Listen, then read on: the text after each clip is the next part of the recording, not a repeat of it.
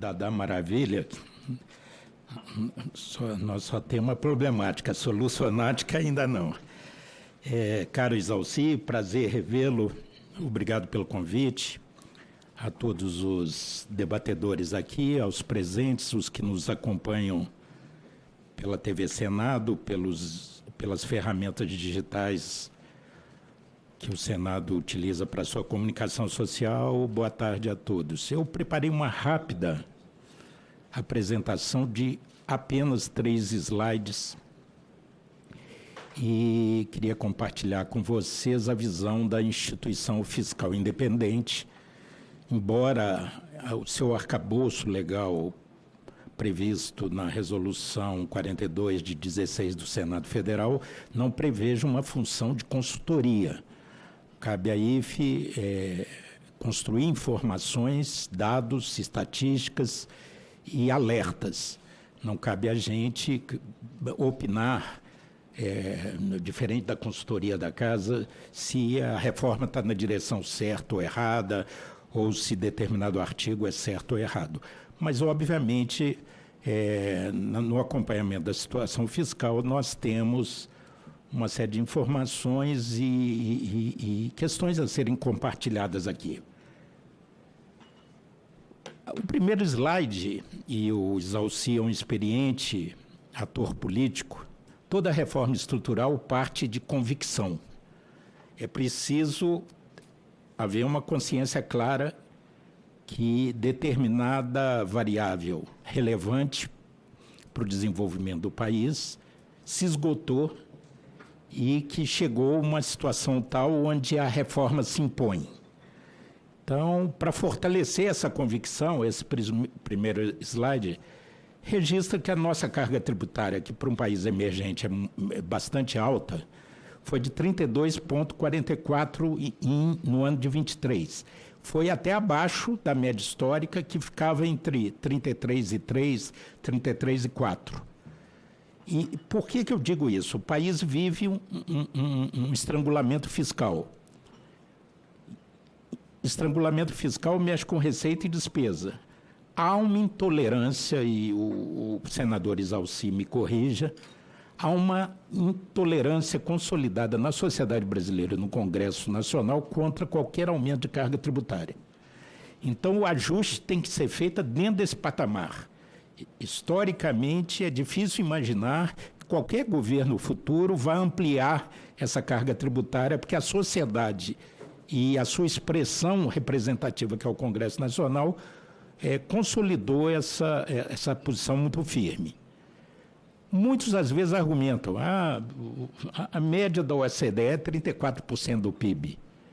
Mas aí estão países que têm um outro histórico, um outro grau de desenvolvimento. A França, 45% do PIB, Suécia, Dinamarca, com 44% do PIB, Itália. Mas entre os emergentes latino-americanos nós somos campeões, líderes absolutos, léguas à distância. Então, é preciso verificar que há uma rigidez do ponto de vista da ampliação da carga tributária, da receita para o setor público financiar suas atividades. A nossa carga já é alta comparada com os emergentes, com os latino-americanos. E não é só a questão do quanto, é o como. Nós temos 2 problemas fundamentais. A nossa matriz tributária é concentrada nos impostos sobre o consumo. É muito mais que a média dos países da OCDE. Tem muito a ver com o nosso perfil de renda, um país com renda extremamente concentrada.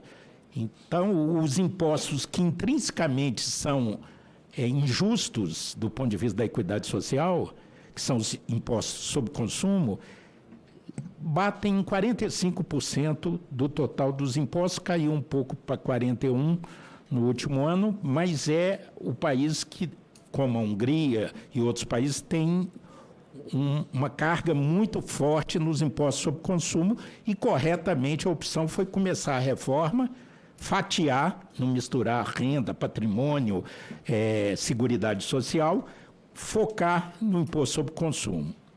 E não é só, então, o quanto, é o como. Além de concentrar no imposto sobre consumo, é um sistema, um dos piores do mundo no ranking do Banco Mundial. Nós estamos nos 5 primeiros lugares.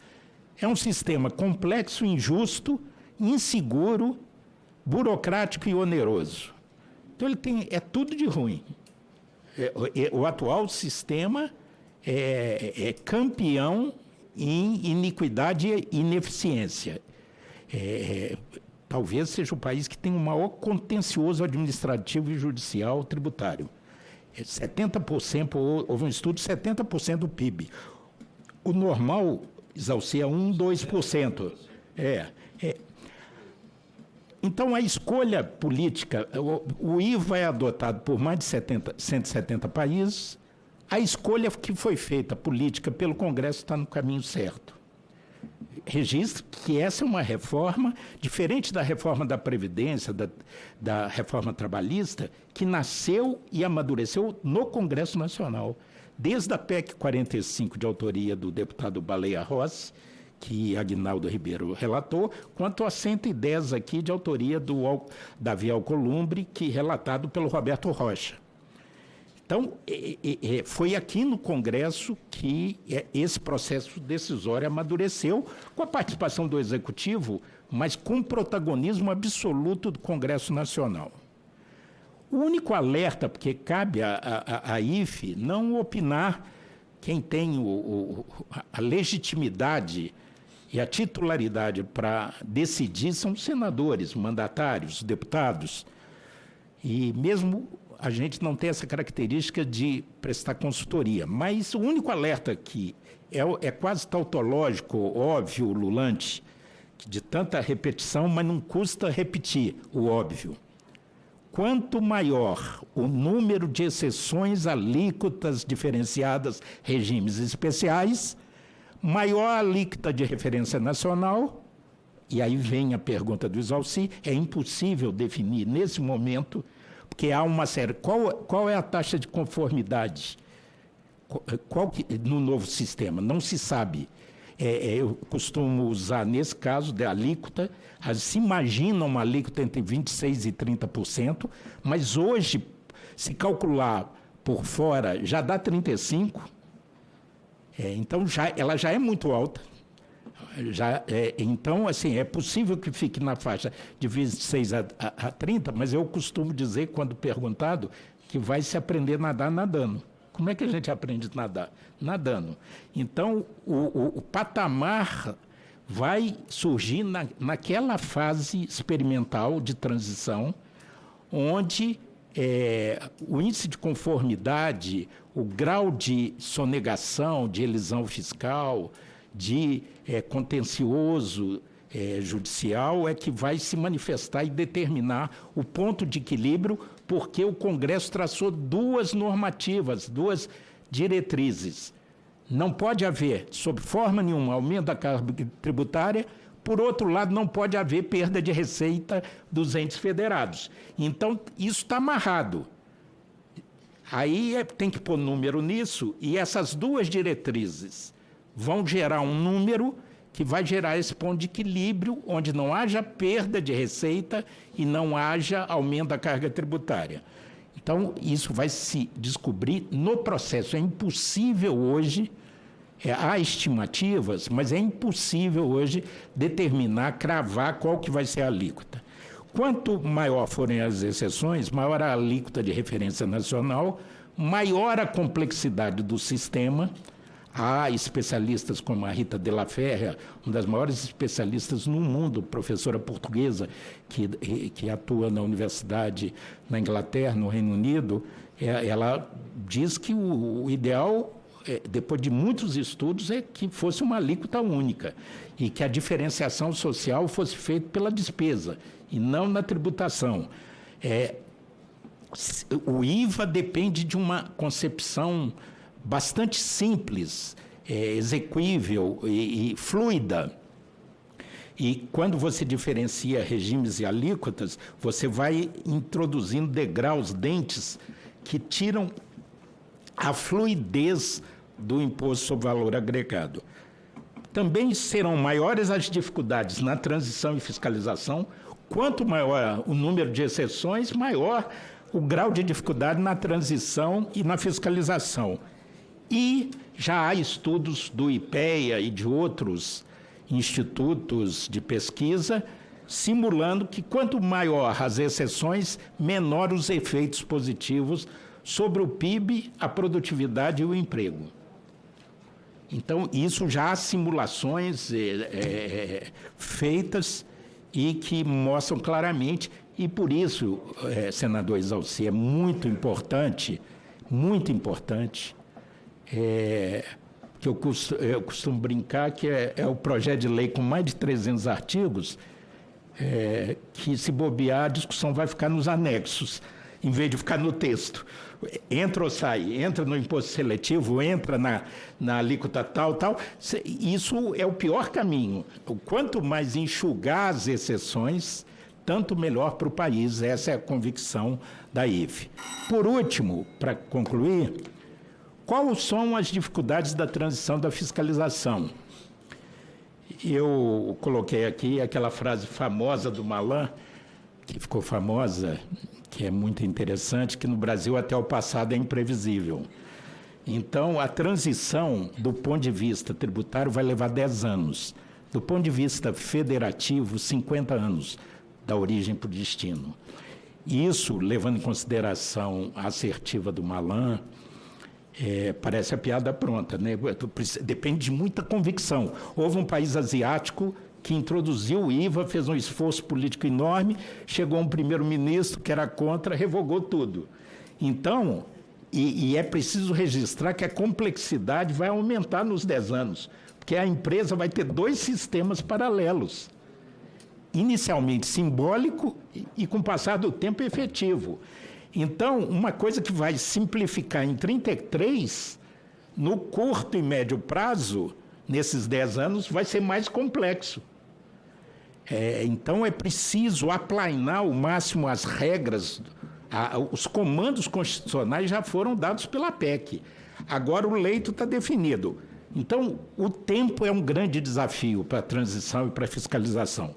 É curto para o desenvolvimento das ferramentas gerenciais, mas as receitas municipais, estaduais e o Ministério da Fazenda estão empenhados, a Receita Federal e a Secretaria Extraordinária do Bernardo Api, estão concentradas em desenvolver. Na era da inteligência artificial, nada é impossível.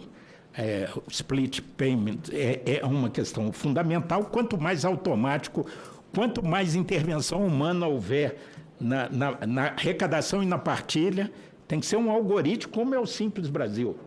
Um algoritmo e que se dê imediatamente a distribuição. Então, é curto para preparar, mas é viável, é uma declaração do próprio API em entrevista recente, e longo, que depende de muita persistência e convicção política, para, nesses 10 anos, manter firme e não recuar, porque o caminho precisa ter está correto. Marco legal, para finalizar.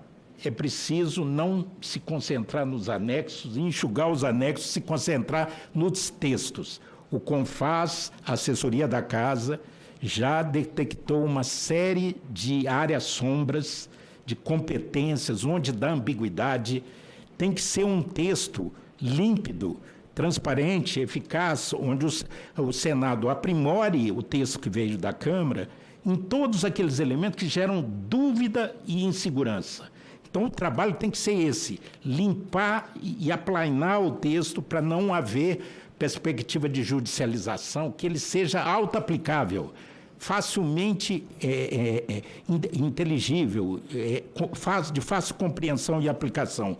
E, apesar de ser uma formatação dual, que foi a concepção da PEC 110, que acabou a 45, aproveitando esse conceito, aos olhos do cidadão, tem que ser um imposto só. Então, as regras têm que ser homogêneas para não haver espaço de conflito federativo. A coisa está indo muito bem, mas o diabo mora no detalhe. Então, é preciso fixar. E, por último, o desafio na transição e na fiscalização institucional. todos que têm experiência, eu já fui secretário municipal, estadual e secretário do governo federal. Todos sabem que as receitas, seja nas prefeituras, seja nos estados, seja no governo federal, sempre foram chamadas ilhas de excelência e que, entre as corporações públicas, tiveram sempre grande poder. Então, nós estamos mexendo com a elite do serviço público, as receitas.